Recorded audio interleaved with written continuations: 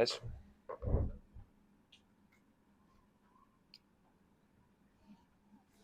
Mark, this is preseason game number 6, and I just wonder your thoughts on what you've been able to accomplish to this point in terms of being able to explore the roster and what you all have been able to put together and what you hope to see here again tonight. Yeah, preseason is interesting. There's a bunch of different boxes you're trying to check kind of simultaneously, and I think our guys that played a lot in the playoffs have gotten good work in and practice and have progressed um, and are in a good rhythm right now. Um, and then we've been able to take a look at some guys, specifically the training camp guys, Brooks.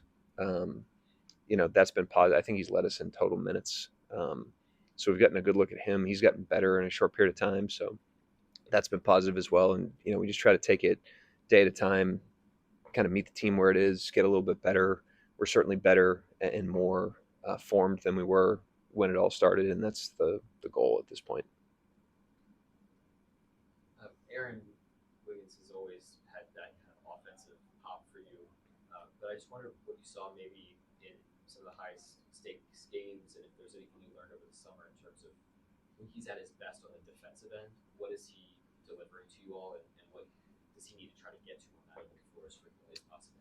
Yeah, I mean, he's looking back on the last two playoff runs. He's been a huge factor in a lot of those games. He's made really big plays, made really big shots in a lot of games for us at this point. Has become a very reliable um, bench player for us. He was a spot starter at times last year as well. And then defensively, we had a great defense last year. I would hope that we have high capability on that end, and there's a lot of reasons for that. And the main reason is personnel, and it's a combination of perimeter defense and rim defense, and it's also the guys that aren't like the top defenders aren't bad defenders, and he's in that group.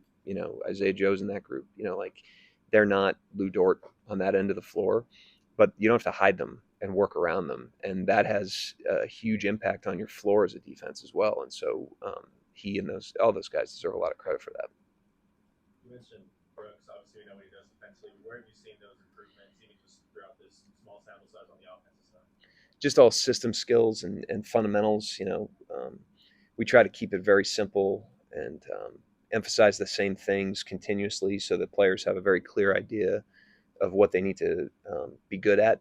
And he's gotten markedly better in his minutes on both ends of the floor in terms of just being in the right spots, spacing, cutting.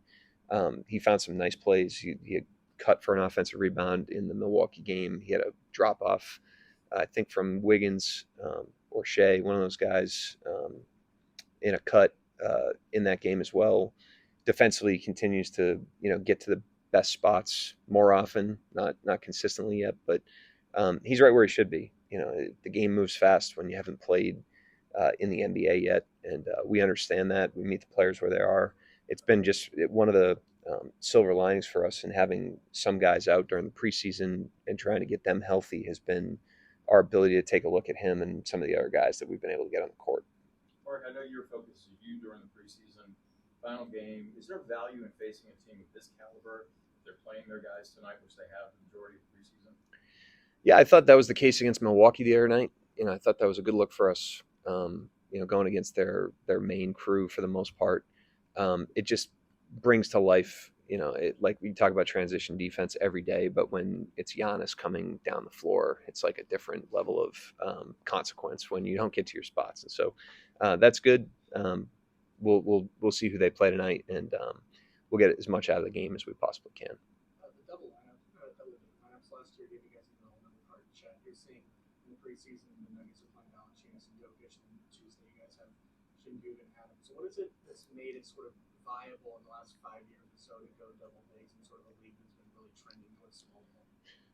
I think it's those things are often presented like it's a ideological decision, and I think usually it's just reacting to your roster, and maximizing the personnel that you have and figuring out how to use your roster to create strengths on the team. And so, we're fortunate that we have versatility and depth, and that we're confident playing multiple different ways and with multiple different combinations. But I don't think it's necessarily like a trend where everybody's sitting around saying we want to go big. I think those players are available.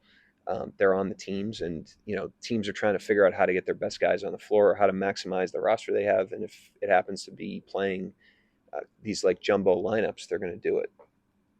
You can ask this on starting Tuesday, so I'm going to ask you right now. Starters tonight? Yeah, sure. I'm not driving. Let's do Shea, Dort, Caruso, Chet, and Hart. And that'll conclude this year's revealing us until next preseason. Yeah. Was it mandatory to give Chet some playing time before it all begins Tuesday? No. I mean, not at the expense of. I mean, we're going to be super conservative, anyways, when it comes to player health and making sure that we get the guys in the best position. But he's well positioned to play tonight. But if he wasn't, we wouldn't play him. We wouldn't be like forcing a guy on the court in the preseason or in the regular season, for that matter. We're playing the long game every year. Anybody else? All right. Thank you.